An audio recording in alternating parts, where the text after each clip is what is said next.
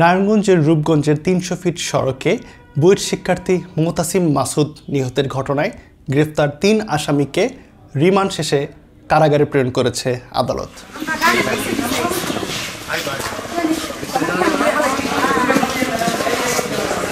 বুধবার বিকেলে নারায়ণগঞ্জের সিনিয়র জুডিশিয়াল ম্যাজিস্ট্রেট নূর মোহসিনের আদালত এই আদেশ দেন।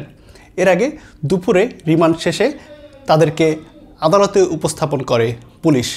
শুনানি শেষে আদালত তাদের কারাগারে প্রেরণের নির্দেশ দেন।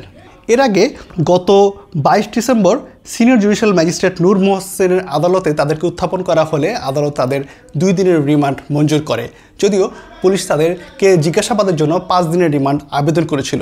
শুনানি শেষে তখন তাদের 2 দিনের রিমান্ড মঞ্জুর করা হয়। গত 19 ডিসেম্বর রাতে পূর্বাচল 300 ফিট সড়কে মোটরসাইকেল আরোহী বুয়েট শিক্ষার্থী মোতাসিম মাসুদকে চাপা দেয় একটি প্রাইভেট কার। এই ঘটনায় প্রাইভেট কারের ভেতর থেকে 3 জনকে গ্রেফতার করা সহ ভেতর থেকে বিয়ার ক্যান এবং মদের খালি বোতল উদ্ধার করা হয়। ঘটনার পর গ্রেফতার 3 আসামিকে পুলিশ ডোপ টেস্টের জন্য প্রেরণ করে। ডোপ টেস্টের রেজাল্টে অন্তত 2 জনের পজিটিভ পাওয়া যায়। নারায়ণগঞ্জ জেলার সিভিল সার্জন মশিউর রহমান জানিয়েছেন, ডোপ টেস্টে 3 জনের মধ্যে 2 জন পজিটিভ হয়েছেন এবং তাদের একজনের ভেতর গাঁজা এবং অ্যালকোহল এবং অপর আরেকজনের ভেতর অ্যালকোহলের উপস্থিতি পাওয়া গেছে।